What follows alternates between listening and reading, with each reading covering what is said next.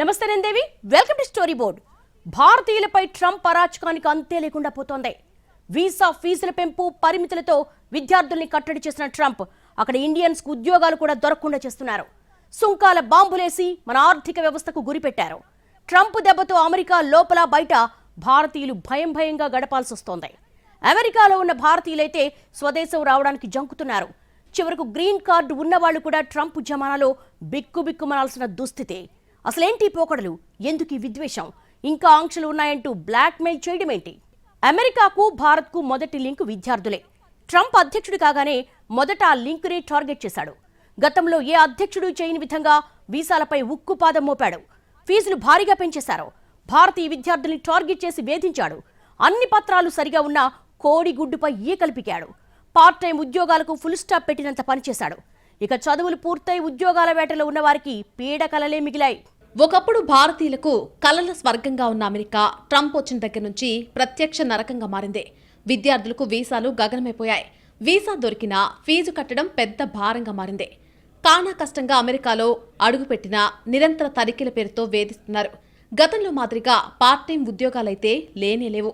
ఎవరైనా part time ఉద్యోగం చేస్తూ పట్టుబడితే ఇక మాటలు లేవు, మాట్లాడుకోవడాలు లేవు. అన్నీ సర్దుకొని రిటర్న్ ఫ్లైట్ ఎక్కేయాల్సిందే. సరే, చదువు పూర్తి చేసుకున్న వారి పరిస్థితి అయినా బాగుందా అంటే అదీ లేదు. వారిది మరో రకమైన వ్యధ. ఉద్యోగాలు దొరకడమే చాలా కష్టంగా మారడం, దీనికి తోడు ట్రంప్ డైరెక్ట్గా భారతీయులకు ఉద్యోగాలు ఇవ్వొద్దని బెదిరించడం పరిస్థితిని మరింత క్లిష్టంగా మార్చేసిందే. కేవలం ఈ చర్యలతోనే ట్రంప్ సంతృప్తి చెందలేదు. అన్ని రకాల వీసా ఫీజులు భారీగా పెంచేయడం ద్వారా భారతీయులు అమెరికా గురించి ఆలోచించడానికి కూడా భయపడేలా చేశారు. ఇదంతా అమెరికాలో ఉన్న భారతీయులకు ట్రంప్ చూపించిన సినిమా మాత్రమే. ఇక్కడితో ట్రంప్ టెర్రర్ ఫస్ట్ హాఫ్ మాత్రమే ముగిసింది. సెకండ్ హాఫ్లో ట్రంప్ మరింత దారుణంగా ప్రవర్తించారు. భారత్లో ఉన్న ప్రజల్ని కూడా టార్గెట్ చేస్తూ సుంకాల మోత మోగించారు. ఇప్పటికే 50% టారిఫ్లు విధించినా కూడా ఇంకా ఆంక్షలుంటాయంటూ బహిరంగ బెదిరింపులకు పాల్పడుతున్నారు. మరోవైపు మన శత్రువులతో అంటగాగుతున్నారు. ఏకంగా పాకిస్తాన్ ఆర్మీ చీఫ్తో కలిసి ట్రంప్ కుటుంబం క్రిప్టో బిజినెస్ చేయడం ట్రంప్ తీరుకు పరాకాష్ట. పైకి ఏ కారణాలు చెప్పినా వ్యక్తిగత కారణాలతోనే ట్రంప్ భారత్పై అక్కసు వెళ్లగక్కుతున్నారనే విషయం తేటతెల్లమైపోయింది. ఇటీవల కాలంలో చూసినట్టయితే భారతదేశానికి అమెరికాకి మధ్య ఉన్నటువంటి సంబంధాలు ఏవైతే ఉన్నాయో కొంత ఇబ్బందికరమైనటువంటి వాతావరణంలోకి వెళ్తున్నట్టు కనబడుతుంది. ముఖ్యంగా ట్రంప్ తీసుకున్నటువంటి పలు నిర్ణయాలు ఒక టారిఫే కాదు, మిగతా విషయాల్లో కూడా కొంత భారతదేశ పౌరుల్ని కానీ అక్కడ ఉన్నటువంటి ఇండో అమెరికన్ ఫెటర్నిటీని కానీ కొంత ఇబ్బందికరమైనటువంటి వాతావరణంలో క్రియేట్ చేసినట్టు కనబడుతుంది. అయితే ఇది ఏ ఒక్క పర్టికులర్ విషయం మీద ఈ ఇబ్బందికరమైనటువంటి వాతావరణం వచ్చినట్టు మనం చెప్పలేము. ఎందుకంటే కేవలం రష్యాతో మనకు ఉన్నటువంటి ఆయిల్ ఒప్పందం వల్ల ఈ సమస్య వస్తుందని మనము చెప్పలేము. అమెరికా అధ్యక్షుడు డొనాల్డ్ ట్రంప్ నిర్ణయాలతో అక్కడున్న భారత విద్యార్థులు వణికిపోతున్నారు. వీసా గడువును పరిమితం చేయాలంటూ తీసుకున్న తాజా నిర్ణయం మరింత ఆందోళన కలిగిస్తోంది. ప్రస్తుతం అమెరికాలో విద్యార్థులకు ఎలాంటి నిర్దేశిత గడువు లేదు. ఇప్పుడు దీన్ని 4 ఏళ్లకు కుదించాలని ప్రభుత్వం చేసిన ప్రతిపాదన మన విద్యార్థుల్లో గుబులు రేపుతోంది. ఎంఎస్ కోసం వెళ్లిన విద్యార్థులు 2 ఏళ్లలో కోర్సు పూర్తి చేసి ఆ తర్వాత ఉద్యోగం కోసం వెతుక్కుంటారు. కనీసం 3 ఏళ్లలో ఏదో ఒక ఉద్యోగంలో స్థిరపడతారు. అప్పుడు వారికి H1B వీసా వస్తుంది. కొంతకాలం ఉద్యోగం చేయడానికి అవకాశం లభిస్తుంది. ఇప్పుడు వీసా గడువును 4 ఏళ్లకు తగ్గించడంతో ఎంఎస్ పూర్తయ్యాక ఉద్యోగానికి అవసరమైన శిక్షణ, ఉద్యోగం వెతుక్కునే సమయం ఉండదని విద్యార్థులు వాపోతున్నారు. ఇప్పటికే పార్ట్ టైం ఉద్యోగాలకు కోత పడింది. ట్రంప్ నిర్ణయాలతో భారత్లో ఉంటున్న విద్యార్థుల తల్లిదండ్రుల్లోనూ గుబులు పెరుగుతోంది. అమెరికాలో భారత విద్యార్థులు ప్రధానంగా పార్ట్ టైం ఉద్యోగాలపైనే ఆశలు పెట్టుకుంటారు. 2019కి ముందుతో పోలిస్తే 2023లో ఈ అవకాశాలు 40% తగ్గినట్టు విదేశాంగ శాఖ అధ్యయనంలో గుర్తించారు. కరోనా తర్వాత ఏ దేశం నుంచి వచ్చిన విద్యార్థి అయినా పార్ట్ టైం ఉద్యోగం కోసం పోటీ పడాల్సి వస్తోంది. దీంతో అవకాశాలకు భారీగా గండిపడింది. అమెరికాతో పోలిస్తే కెనడాలో 30% ఫీజులు తక్కువ ఉంటాయి. అయితే ఇటీవల కెనడాలోనూ అనేక పరిణామాలు చోటు చేసుకున్నాయి. వీసా నిబంధనల్లో మార్పులొచ్చాయి. 2020-21లో చదువు పూర్తి చేసిన వారికి పార్ట్ టైం ఉద్యోగాలొచ్చే పరిస్థితి తగ్గింది. బ్రిటన్, ఆస్ట్రేలియాలోనూ విద్యార్థులకు ప్రతికూల పరిస్థితులే కనిపిస్తున్నాయి. అమెరికాలో 2 ఏళ్లుగా ఖర్చులు పెరిగిపోయాయి. రూపాయి మారక విలువతో పోలిస్తే యూనివర్సిటీ ఫీజులు పెరిగాయి. సాధారణంగా ఏదో ఒక పార్ట్ టైం ఉద్యోగం చేసుకుంటూ విద్యార్థులు నెట్టుకొస్తారు. ట్రంప్ వచ్చిన తర్వాత ఈ అవకాశం లేకుండా పోయింది. దీంతో ఇండియాలో ఉన్న తల్లిదండ్రులను డబ్బు కోసం ఆశ్రయిస్తున్నారు. అమెరికాకు పంపేటప్పుడే అప్పులు చేసిన తల్లిదండ్రులు మళ్లీ అప్పులు తేవడం కష్టంగా ఉంటోంది. విదేశీ విశ్వవిద్యాలయాల్లో ట్యూషన్ ఫీజులు తలుచుకుంటే భారత విద్యార్థులు వణికిపోతున్నారు. విదేశాలకు వెళ్లే ముందు అమెరికా వర్సిటీల ఫీజు సగటున 24 లక్షలుగా అంచనా వేసుకున్నారు. డాలర్ ముందు రూపాయి నేల చూపులు చూడడంతో ఇప్పుడు కనీసం 2.40 లక్షల అదనంగా చెల్లించాల్సి వస్తోంది. అమెరికాలో 43 లక్షలతో ఎంఎస్ పూర్తవుతుందని అంచనా వేసుకుంటే ఇప్పుడు అది 52 లక్షల వరకు వెళ్లిందని అంటున్నారు. ఆర్థిక పరిస్థితి ఇలా ఉంటే వీసా కాలపరిమితి తగ్గించడంతో భవిష్యత్తులో పరిస్థితి ఎలా ఉంటుందోననే ఆందోళన మొదలైంది. F1J1 వీసా పొందిన విదేశీ విద్యార్థులు, ఎక్స్చేంజ్ విజిటర్లు అమెరికాలో చదువుకునే గరిష్ట కాలపరిమితి 4 సంవత్సరాలుగా నిర్ణయించారు. గ్రాడ్యుయేట్ స్థాయి F1 విద్యార్థులు కోర్సు మధ్యలో మార్పులు చేసుకుంటే ఆంక్షలను ఎదుర్కోవాల్సి ఉంటుంది. F1 విద్యార్థులు చదువు ముగించిన తర్వాత వేరే వీసాకు దరఖాస్తు చేసుకోవాలంటే ఇప్పటికే ఉన్న 60 రోజుల గ్రేస్ పీరియడ్ను 30 రోజులకు తగ్గించారు. దీనికి తోడు భారత్కు డబ్బు పంపే వారిపై 1% రిమిటెన్స్ ఎక్సైజ్ ట్యాక్స్ కూడా విధించనున్నారు. అమెరికా ఇటీవల ఆమోదించిన ది బిగ్ బ్యూటిఫుల్ బిల్లుతో వీసా కోసం దరఖాస్తు చేసే విదేశీయులపై డొనాల్డ్ ట్రంప్ మరోసారి ఆర్థిక భారం మోపారు. ఈ చట్టం కింద వీసా ఇంటిగ్రిటీ ఫీజు పేరుతో $250 అదనపు ఫీజు విధించనున్నట్టు అధికారికంగా ప్రకటించింది.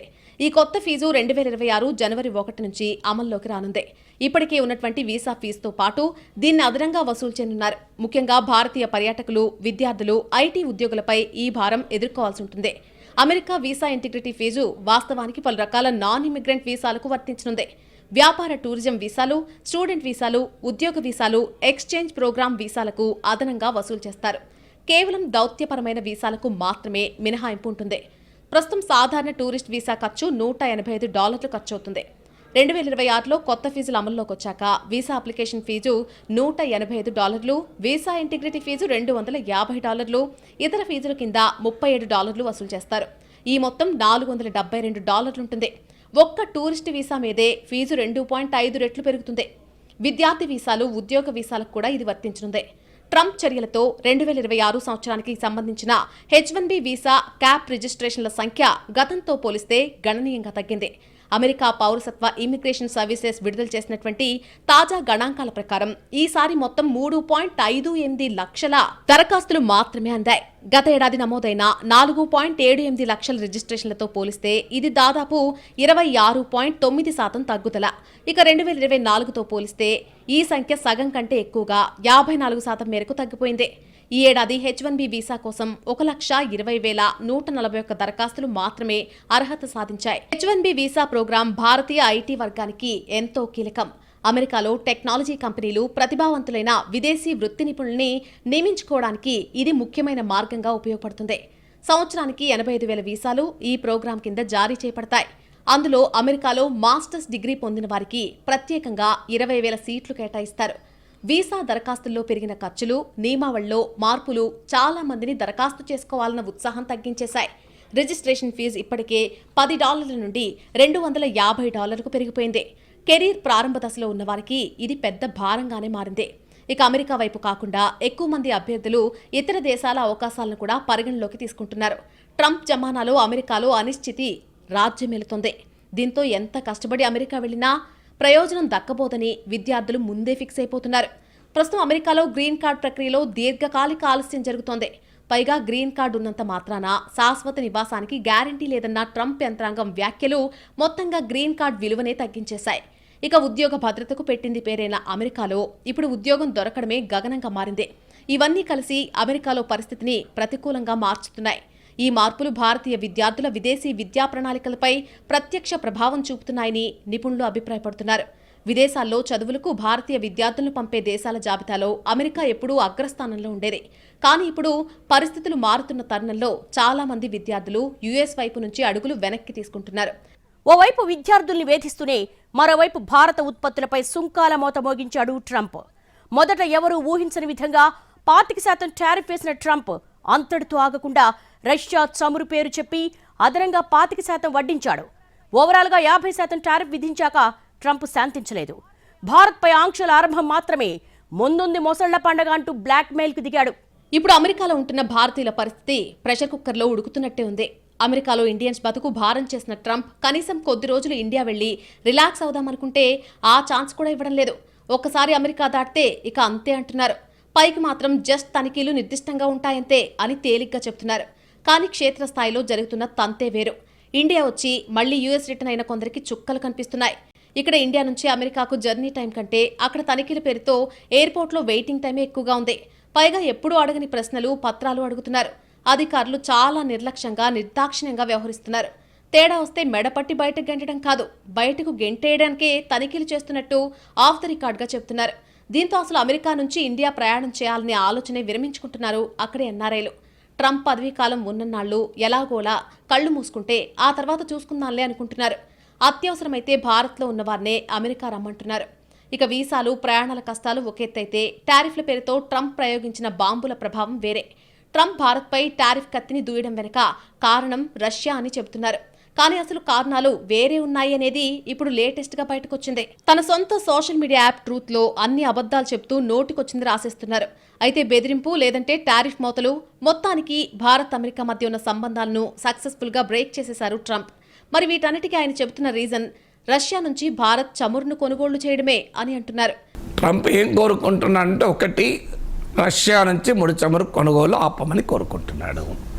ఎందుకంటే మన లెక్కల ప్రకారం కూడా 36% of India's crude oil imports are from Russia. America లెక్కల ప్రకారం ఈవెన్ 43% వరకు. బట్ ఏదైనా around 40% of Indian crude oil imports are from Russia. Russia నుంచి మొత్తం ముడి చమురు కొనుగోలు ఆపాలి. ఆపితే మరి అమెరికాకి ఏం లాభమో నాకు అర్థం కాదు. ఆ చమురంతా చైనాకు ఉంటుంది, లేకపోతే యూరోపేకి ఉంటుంది. అమెరికా ఒకవైపు రష్యాతో వాణిజ్యం చేస్తూ భారతదేశాన్ని రష్యాతో ఆయిల్ కొనడం ఆపండి అని చెప్తోంది. ట్రంప్ ఇప్పుడు ఒకే పనిలో ఉన్నారు. అదేంటంటే భారత్ వల్లనే రష్యా పేటరేగిపోతుందని ప్రపంచాన్ని కన్విన్స్ చేయడం. కానీ ఇప్పుడు ఈ మాటలు నమ్మే పరిస్థితి లేదు. ఎందుకంటే ట్రంప్ నిజ స్వరూపాన్ని ఎప్పటికప్పుడు భారత్ బయట పెడుతోంది.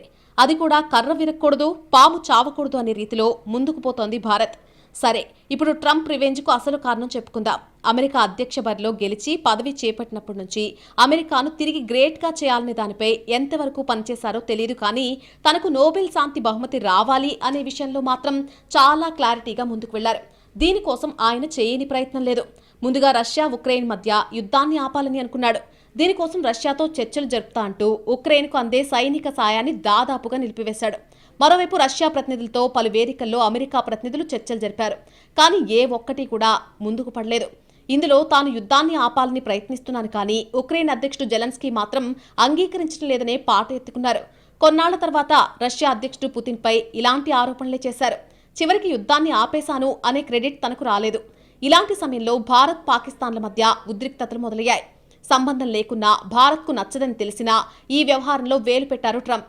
మరోసారి శాంతి దూతగా అవతారమెత్తాలని చూశారు. నిజానికి ఆయన చేసిన పని చేసి ప్రతిఫలం ఆశిస్తే బాగుండేది. కానీ ఏమీ చేయకుండానే అంతా తానే చేశానని ప్రచారం మొదలుపెట్టారు. మరి నిస్సిగ్గుగా బహిరంగంగా ప్రకటనలు చేయడం ప్రారంభించారు. ఒకవైపు అలాంటిదేమీ లేదు అని భారత్ ఖండిస్తున్నా కనీసం పట్టించుకోలేదు. చివరికి మోడీతో చివరిసారి మాట్లాడినప్పుడు కూడా తనను నోబెల్ శాంతి బహుమతికి రికమెండ్ చేయాలని ఇప్పటికే పాకిస్తాన్ ఆ పని చేసిందని తెలిపారు. కానీ ట్రంప్ పాచికలు మోడీ ముందు పారలేదు. దీంతో అహం దెబ్బతిన్న ట్రంప్ ఇకపై భారత్పై కత్తులు నూరడం ప్రారంభించారు. నిజంగా రష్యా నుంచి భారత్ ఇంధన కొనుగోళ్లే టారిఫ్లకు కారణమైతే ముందుగా చైనాపై విధించాలి. ఎందుకంటే చైనా మనకంటే ఎక్కువ చమురును కొనుగోలు చేస్తోంది. కానీ చైనాపై ఈ టారిఫ్లు విధించలేదు. ఇక ఇప్పటికీ రష్యా నుంచి ఆయిల్, గ్యాస్ను EU దేశాలు కొనుగోలు చేస్తున్నాయి. కానీ ఆ దేశాల జోలికి వెళ్లడం లేదు ట్రంప్. కేవలం భారత్పై మాత్రమే ఈ టారిఫ్ కత్తిని దూయడమే కాదు, మాటల దాడిని పెంచేశారు.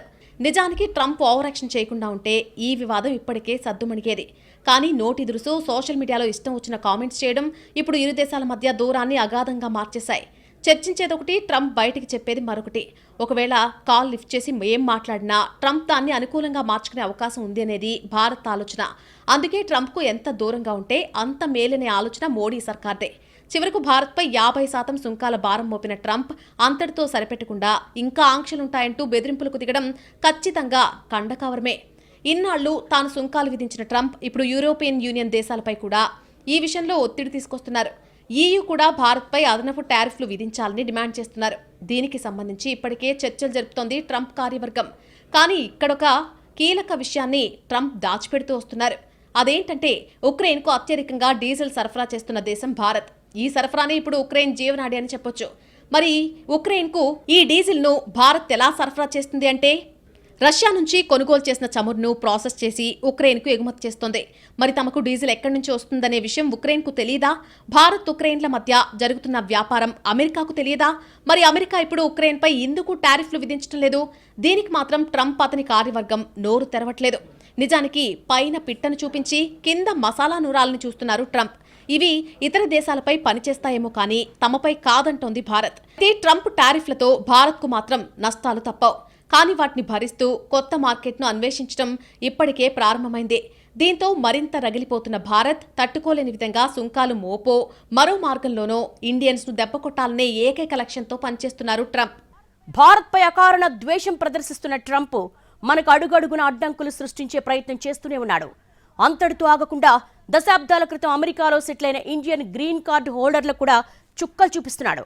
గ్రీన్ కార్డు ఉన్నంత మాత్రాన శాశ్వత నివాసం గ్యారంటీ కాదనడం దుమారం రేపుతోంది. ట్రంప్ పోకడలు చూస్తుంటే భారత్పై మనసులో ఏదో పెట్టుకొని పైకి కారణాలు వెతుకుతున్నట్టుగా ఉంది. స్థిరమైన ఆర్థిక వృద్ధితో ప్రపంచ శక్తిగా ఎదుగుతున్న భారత పురోగతి ట్రంప్కు కంటగింపుగా మారిందనేది బహిరంగ రహస్యం. ట్రంప్ ఒక విధానం తీసుకుని దానికి అనుగుణంగా నిర్ణయాలు తీసుకుంటుంటే మిగతా దేశాలతో పాటు భారత్ పైన ప్రభావం పడుతోంది. ఇది మొదట్లో ట్రంప్ ఇచ్చిన కలర్, కానీ క్రమేపీ ట్రంప్ అసలు రంగు బయటపడింది. విషయం ఏంటంటే భారత్ను ఉద్దేశపూర్వకంగా టార్గెట్ చేసే విధంగా విధానాలకు రూపకల్పన చేస్తున్నారని తేలిపోయింది. ట్రంప్కు ప్రపంచంలో ఏ పని జరగాలన్నా అది భారత్ చేయాలని డిమాండ్ చేయడం పరిపాటిగా మారిపోయింది. ఉక్రెయిన్ యుద్ధం ఆపడానికి మనం సాయపడాలని అంటున్నారు.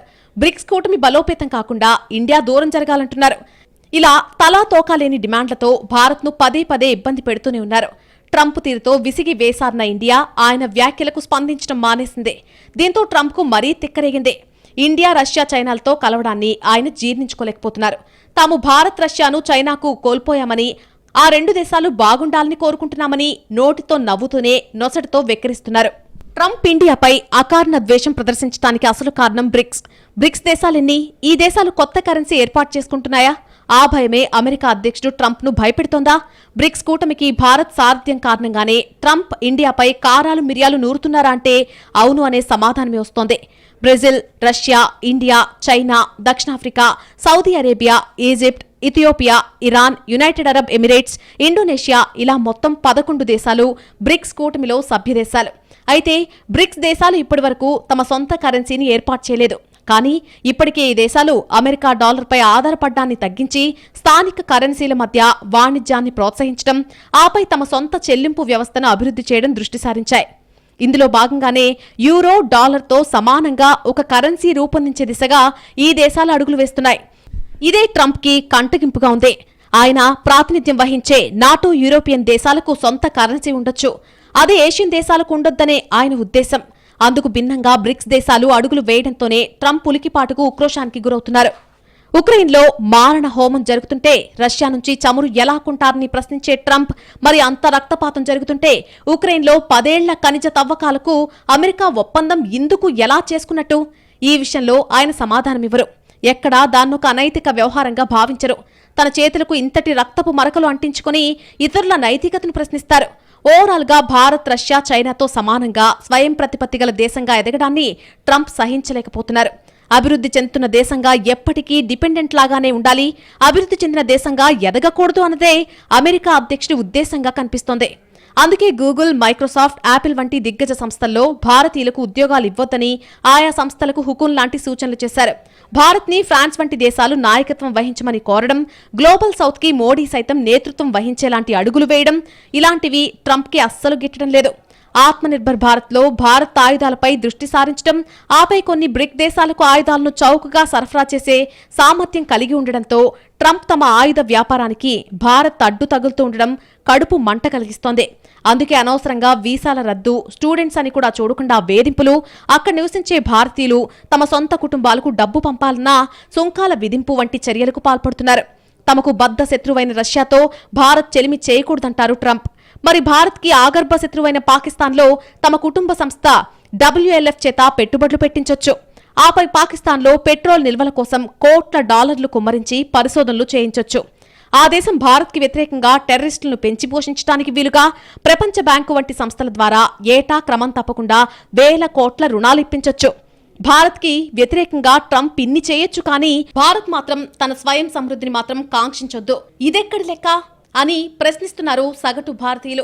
అందుకే కేంద్ర మంత్రి ఎస్ జైశంకర్ భారత పరిపాలన వాషింగ్టన్ డీసీలోని వైట్ హౌస్ నుంచి జరగడం లేదు, కావాలంటే వారు పాకిస్తాన్ని అక్కడి నుంచి పరిపాలించుకోవచ్చు, మాకు ఎలాంటి అభ్యంతరం లేదని అన్నారు. మరి చూడాలి ట్రంప్ అకారణ ద్వేషంతో భారత్ను ఎంతకాలం ఇంకే విధంగా సాధిస్తారో. పెరుగుట విరుగుట కొరకే అన్నట్టుగా ఇప్పటికే భారత్ విషయంలో అన్ని హద్దులు దాటేసిన ట్రంప్ త్వరలో పశ్చాత్తాపడే రోజులొస్తాయనే జోస్యాలొస్తున్నాయి.